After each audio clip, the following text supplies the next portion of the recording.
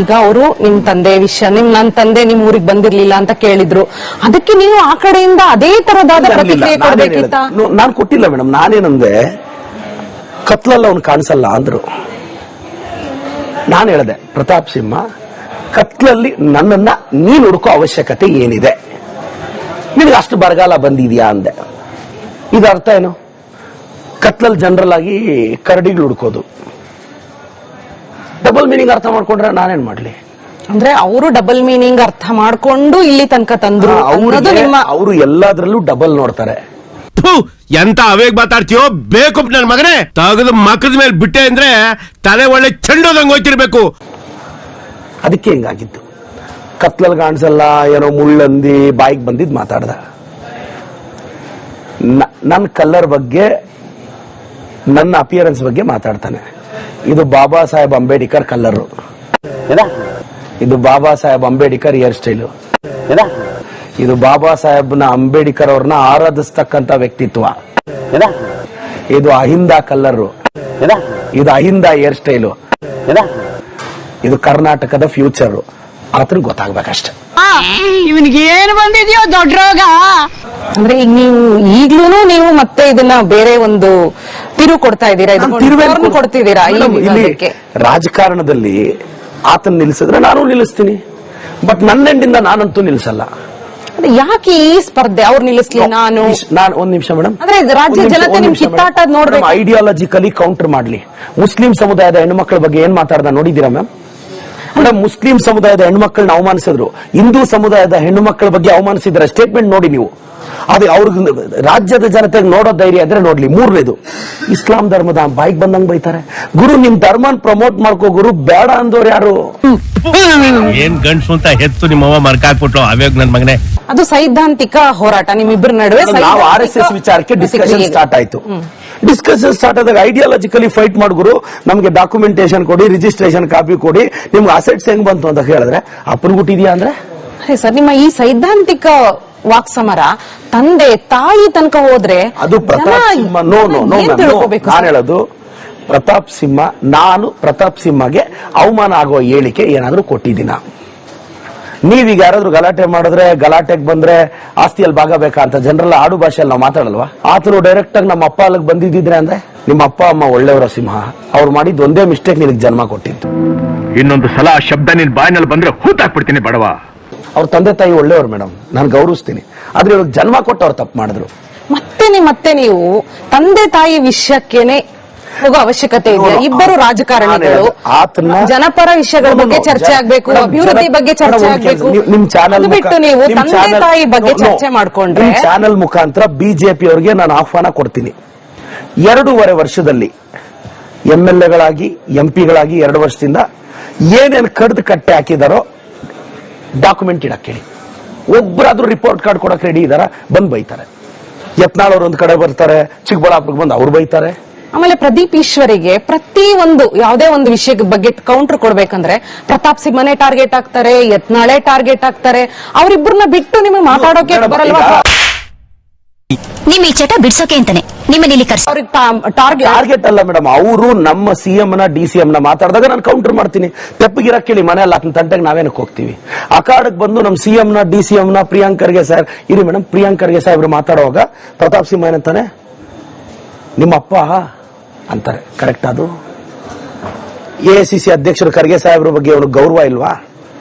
ಆದ್ರೆ ಕಾಂಗ್ರೆಸ್ ನಲ್ಲಿ ತುಂಬಾ ಜನ ನಾಯಕರಿದ್ದಾರೆ. ಆದ್ರೆ ಪ್ರದೀಪ್ ಈಶ್ವರ್ ಮಾತ್ರ ಸಿದ್ದರಾಮಯ್ಯಂಗ್ ಬೈದ್ರೆ ಸಹಿಸ್ಕೊಳ್ಳಲ್ಲ, DK ಸಹಿಸ್ಕೊಳ್ಳಲ್ಲ, ಖರ್ಗೆ ಅವ್ರಿಗೆ ಬೈದ್ರೆ ಸಹಿಸ್ಕೊಳ್ಳಲ್ಲ. ನೀವು ಒಬ್ರೇ ಯಾಕೆ ನಿಮ್ಮ ಪಕ್ಷದ ಹಿರಿಯರ ಬಗ್ಗೆ ನೀವು ಒಬ್ರೇ ಯಾಕೆ ಹೋಗಿ ಸಮರ್ಥನೆ ಮಾಡಬೇಕು? ಬೇರೆ ಯಾರು ಇಲ್ವಾ ಕಾಂಗ್ರೆಸ್ ನಲ್ಲಿ? ನಾನು ಏನ್ ತಪ್ಪು ಮಾಡಿದೆ ಅಂತ ಹೊಡಿತಾ ಇದೆಯಾ ಹೀಗೆ? ಒಬ್ಬ ಆರ್ಪ್ಯಾನ್ ಹುಡುಗ, ಒಂದು ಆರ್ಪ್ಯಾನ್ ಹುಡುಗನ್ಗೆ ಪಕ್ಷ ಬಂದು ಟಿಕೆಟ್ ಕೊಟ್ಟು ನನ್ನನ್ನು MLA ಮಾಡಿದೆ. ನಾನು ಐಡಿಯಾಲಜಿಕಲಿ ನನ್ನ KPCC ಅನ್ನೋದು ನನ್ನ ದೇವಾಲಯ. ನನಗೆ ಆ KPCCಯಲ್ಲಿ ಕಸ ಗುಡಿಸೋದು ಗುಡಿಸ್ತೀನಿ. ನಾನು ಐಡಿಯಾಲಜಿಕಲಿ ಒಂದು OBC ಹುಡುಗ, ಬಲಿಜ ಸಮುದಾಯದ ಹುಡುಗ. ನನಗೊಂದು ಪಾರ್ಟಿ ಎಲ್ಲೋ ಇದ್ದ ಒಬ್ಬ ಆರ್ಪ್ಯಾನ್ ಹುಡುಗನ್ನ ಕರ್ಕೊಂಡ್ಬಂದು ವಿಧಾನಸೌಧದಲ್ಲಿ ಕೂರಿಸಿದೆ. ನನ್ನ ಪಾರ್ಟಿ ನನ್ನ ತಾಯಿ ಅಷ್ಟೇ ಶ್ರೇಷ್ಠಳು. ನನ್ನ ಪಾರ್ಟಿನ ರೋಡಲ್ಲಿ ಹೋಗೋ ನಾಯಿಗಳೆಲ್ಲ ಬೊಗಳಿದ್ರೆ ಅಟ್ಟಾಡ್ಸೆ ಹೊಡಿತೀವಿ. ನಿನ್ ಮುಖ ಒಂದ್ಸಲ ಕನ್ನಡಿಲಿ ನೋಡ್ ಹೋಗು. ಹಟ್ಟಾಡಿಸಿ ಹೊಡೆಯೋದು ಒಂದು ವಿಧ, ಆದ್ರೆ ಅದನ್ನ ಮನೆಯಲ್ಲಿರೋ ತಂದೆ ತಾಯಿಗಳನ್ನ ಬೀದಿಗೆ ಎಳ್ಕೊ ಬಂದು ಯಾರ್ ಮೇಡಮ್ ಅವರ ವಿಷಯಗಳನ್ನ ಬೀದಿಯಲ್ಲಿ ಚರ್ಚೆ ಮಾಡೋದಿದೆಯಲ್ಲ. ನನ್ನ ವಿಡಿಯೋಸ್ ನೋಡಿ, ನಾನೇನಾದ್ರೂ ಆತನ್ನ ಸ್ಟಾರ್ಟ್ ಮಾಡಿದ್ದ ಆತ ಹಂಗ್ ಮಾತಾಡ್ತಾರ? ಅದೇನಾಗಿದೆ ಮೇಡಮ್, ಆತನ ಏನೋ ಹೇಳ್ದ, ನಾನು ಹೇಳಿದ್ದು ಆತನಿಗೆ. ಇನ್ನೊಂದು ಪ್ರತಾಪ್ ಸಿಂಹಗ್ ಒಂದು ಹೇಳ್ತೀನಿ ಮೇಡಮ್, ಆತನಿಗೆ ಪಾಲಿಟಿಕ್ಸ್ ಅಲ್ಲಿ ರೆಸಿಸ್ಟೆನ್ಸ್ ಕೇಪಬಿಲಿಟಿ ಕಡಿಮೆ. ಯಾರಾದ್ರೂ ಏನಾದ್ರು ಅಂದ್ರೆ ಆತ ಸಹಿಸ್ಕೊಳ್ಳಲ್ಲ. ಕಾಮೆಂಟ್ಸ್ ಬರೀ ಪಾಸಿಟಿವ್ ಆಗಬೇಕು. ಈಗ ನಿಮ್ ಯೂಟ್ಯೂಬ್ ಅಲ್ಲೂ 4 ನೆಗೆಟಿವ್ ಕಾಮೆಂಟ್ ಬರ್ಲಿ, ನಿಮಗ್ ಫೋನ್ ಮಾಡಿ ಡಿಲೀಟ್ ಮಾಡಿಸ್ತಾನೆ ರಿಕ್ವೆಸ್ಟ್ ಮಾಡಿ. ಸುಮ್ನೆ ಹೇಳೋದು. ತುಂಬಾ ಜನ ಪತ್ರಕರ್ತರಿಗೆ ಅವನ ಬಗ್ಗೆ ಒಂದು ಕಾಮೆಂಟ್ ಬರಂಗಿಲ್ಲ, ಎಡಿಟರ್ಸ್ ಫೋನ್ ಹೋಗುತ್ತೆ. ರಿಪೋರ್ಟರ್ಸ್ಗೆ ಕ್ವಶನ್ ಕೇಳಬಾರ್ದು, ಮೊದಲೇ ಪ್ರಿಪೇರ್ಡ್. ಮೈಸೂರು ರಿಪೋರ್ಟರ್ಸ್ ನ ಕೇಳಿ ಮೇಡಮ್, ಸಡನ್ ಆಗಿ ಸರ್ಪ್ರೈಸ್ ಆಗಿ ಒಂದು ಕ್ವಶನ್ ಕೇಳಂಗಿಲ್ಲ, ಎಡಿಟರ್ ಫೋನ್ ಮಾಡ್ಬಿಡ್ತಾರಂತೆ. ನಾನು ಯಾವತ್ತಾದ್ರೂ ಪತ್ರಕರ್ತರಿಗೆ ಇಂಥ ಕ್ವಶನ್ ಕೇಳಬೇಡಿ ಅಂದಿಲ್ಲ, ಯಾಕಂದ್ರೆ ನನಗೆ ಗಟ್ಸ್ ಇದೆ ಮೇಡಮ್. ಪತ್ರಕರ್ತರು ಹೊಸ ಕ್ವಶನ್ ಕೇಳಿದ್ರೆ ಎಡಿಟರ್ಸ್ ಫೋನ್ ಮಾಡಿ ಚಾಡಿ ಹೇಳಿದಾನೆ. ನೀವು ಕೇಳಿ ಮೈಸೂರು ಪತ್ರಕರ್ತರ, ಇದು ಕರೇಜಾ? ಇದು ಗಟ್ಸಾ? ಪ್ರಮೋಷನ್ ಟೈಮಲ್ಲೇ ಪುಕ್ಕಟೆ ಪಬ್ಲಿಸಿಟಿ ಗಿರಾಕಿ ಇದು. ಅಂದ್ರೆ ನಿಮ್ಮ ಪಕ್ಷದ ಬಗ್ಗೆ, ನಿಮ್ಮ ಪಕ್ಷದ ನಾಯಕರ ಬಗ್ಗೆ ಯಾರು ಏನೇ ಮಾತಾಡಿದ್ರು ಪ್ರದೀಪ್ ಈಶ್ವರ್ ಒಬ್ರು ಕೊಟ್ಟೆ ಕೊಡ್ತಾರೆ, ಕೌಂಟರ್ ಕೊಟ್ಟೆ ಕೊಡ್ತಾರೆ. ಕಾಂಗ್ರೆಸ್ ಮ್ಯಾನ್, ನಿಮಗ್ ಗೊತ್ತಿರ್ಲಿ ಮೇಡಮ್, ಕರ್ನಾಟಕಕ್ಕೂ ಗೊತ್ತಿರ್ಲಿ, ನನ್ನ ತಾಯಿಯ ತಂದೆ, ನನ್ನ grand father is a loyal Congress man, is a Born Congress man. ನನ್ನ ತಾಯಿಯ ತವರು ಮನೆ ಅನಂತಪುರ ಡಿಸ್ಟಿಕ್. ನನ್ನ ತಾತ ಆವತ್ತು ಆಂಧ್ರ ಪ್ರದೇಶದಲ್ಲಿ ಆ ಸರ್ಕಾರ ಬರೋದಕ್ಕೆ ಬಹಳ ಪ್ರಮುಖ ಪಾತ್ರ ವಹಿಸಿದವರು. ನಂದು ಪೊಲಿಟಿಕಲ್ ಹಿಸ್ಟ್ರಿ ಇರೋ ಬ್ಯಾಕ್ ಗ್ರೌಂಡ್ ನಂದು. We are A Born Congress man.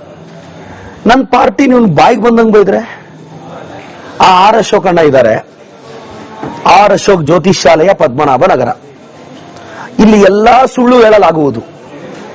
ಮಾತಾಡಿದ್ರೆ ವಿರೋಧ ಪಕ್ಷದ ನಾಯಕರು ಹಂಗ ಮೇಡಮ್ ಮಾತಾಡೋದು, ಒಂದು ಸ್ಥಿರತೆ ಬೇಡವಾ?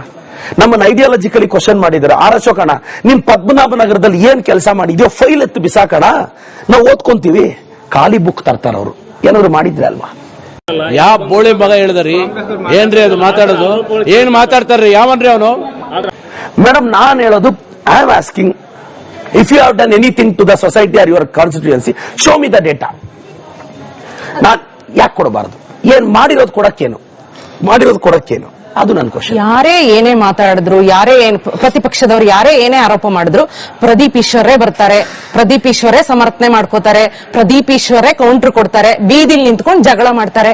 ಬೇರೆ ಕಾಂಗ್ರೆಸ್ ನಲ್ಲಿ ಬೇರೆ ಯಾರು ನಾಯಕರೇ ಇಲ್ವಾ? ಅವರೆಲ್ಲ ಯಾಕೆ ಮಾತಾಡ್ತಿಲ್ಲ? ಇಲ್ಲ ಮ್ಯಾಮ್, ಎಲ್ಲರೂ ಪ್ರದೀಪ್ ಈಶ್ವರ್ ಸುಪಾರಿ ತಗೊಂಡಿದಾರಾ?